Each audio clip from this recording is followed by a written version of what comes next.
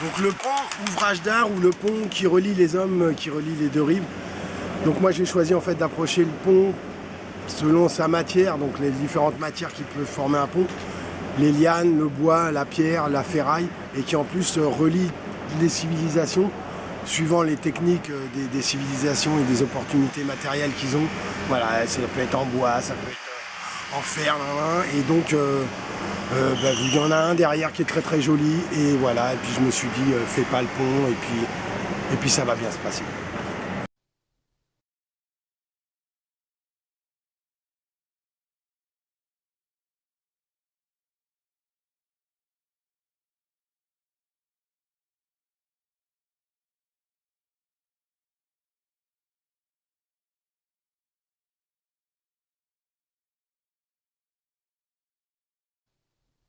Synthèse d'une bonne prise de tête sur le bout d'un bout, les deux bouts d'un même bout, idée qui me conduit tout droit, et depuis le début, depuis que j'ai lu ce sketch, en fait, à la notion d'infini. Je ne peux pas me détacher de la conception d'un élément sans fin. Donc en route pour l'infini et au-delà.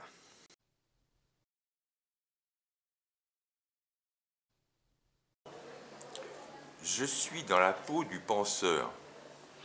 Donc, je tourne et je retourne dans ma pauvre cervelle le triste miroir de mes pensées. Un concept grandiose.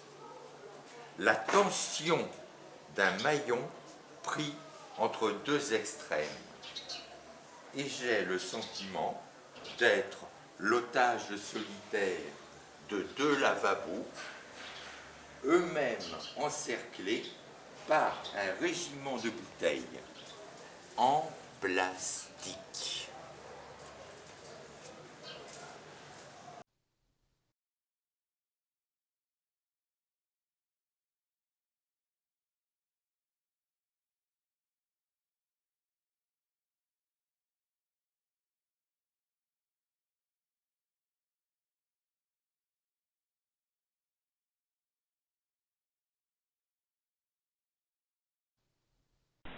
Bonjour Bruno Bienfait, je vous reçois dans mon Capharnaüm, là dans mon atelier où je suis en train de préparer cette intervention. Moi je vais travailler sur le thème des réfugiés climatiques qui sont devenus petit à petit des exilés parce que personne ne veut d'eux.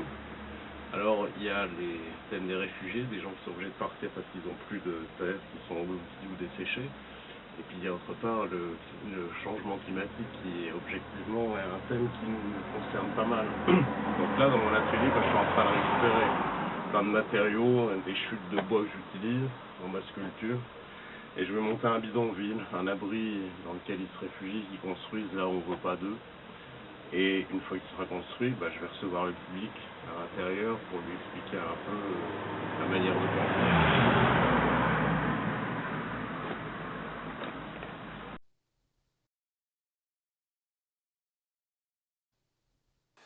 Peut-il exister une solidarité sans le don et le partage respectueux?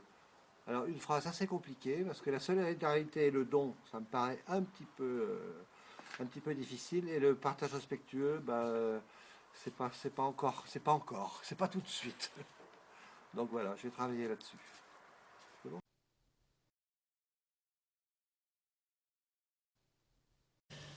Donc moi j'ai pioché indignez-vous. Et à partir de ce mot, de cette petite phrase, j'ai eu envie de créer une métaphore sur la place de Molan autour d'un platane.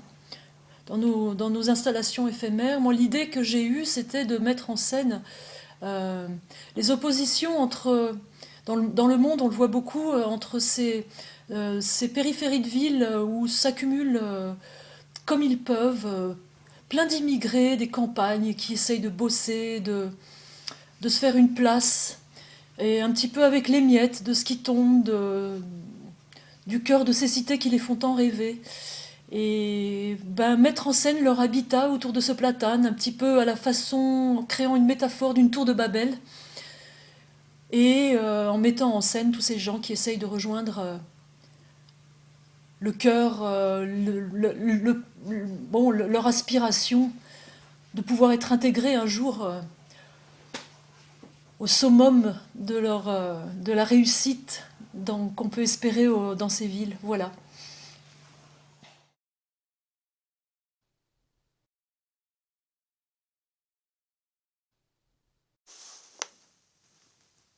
Il sentimento di libertà è comunemente riferito alla condizione in cui un individuo può decidere di pensare, esprimersi e ad agire senza costrizioni. Quando ci relazioniamo al mondo esteriore, ci rendiamo però conto che i nostri desideri di libertà sono limitati da barriere e da freni. A volte queste barriere sono rappresentate dalla libertà delle altre persone. Si dice infatti che la mia libertà finisce quando inizia quella degli altri. Ma è proprio così? La libertà resta dunque un altro discorso di limiti, di frontiere e di territori?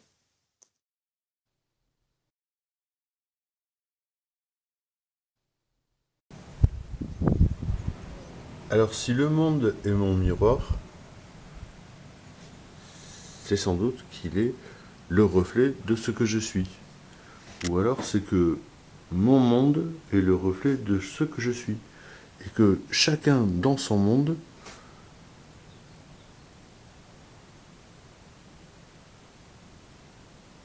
vit finalement dans un monde qui est porteur de son propre reflet. Ou alors je reprends dans l'autre sens et je me demande si ce n'est pas le monde qui est à mon image. Le monde qui m'entoure, à l'image de moi, comme une espèce de désordre, éventuellement. Une idée comme ça, une idée qu'à moi-même serait un gros désordre. Que le monde qui m'entoure serait le reflet de ce que je suis. C'est possible. C'est possible.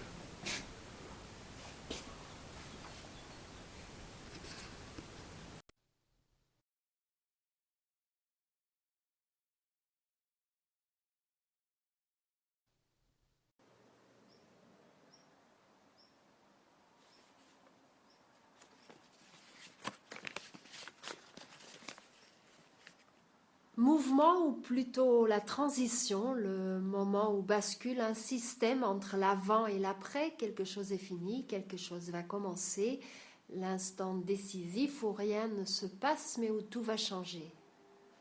Où tout va changer au mieux, évidemment.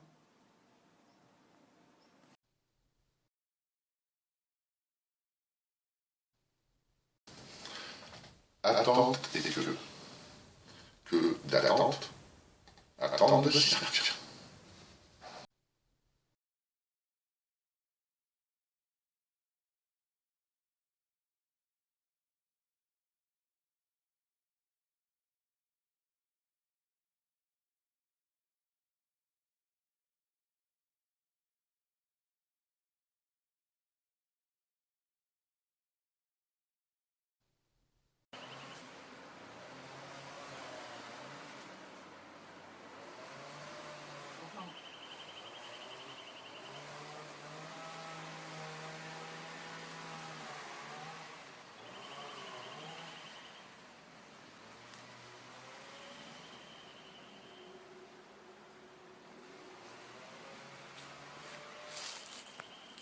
Est-ce que reconnaître le prix de la nature, c'est aussi lui reconnaître de la valeur?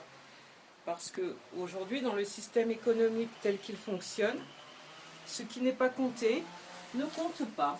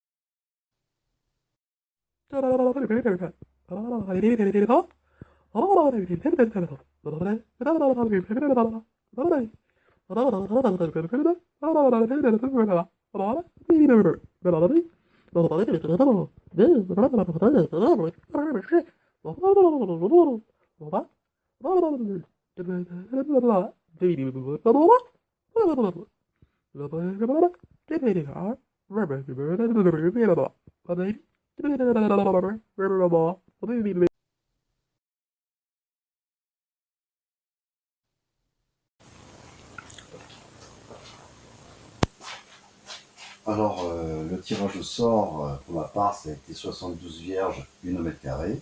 Donc, c'est le thème que je dois développer. J'ai pensé à réaliser ce thème avec des matériaux très simples. Une petite table sur laquelle il y aurait posé 72 draps, neufs, très bien ordonnés, bien repassés, évoquant la pureté, encore une fois. Un pieu posé contre, on devine pourquoi, c'est d'actualité, et un étendard sur lequel il y aurait un drap, le 73e drap d'ailleurs, suspendu, évoquant bien sûr la paix, un appel à la paix et à la pureté, et pour un peu calmer un peu tout ce chaos. Voilà.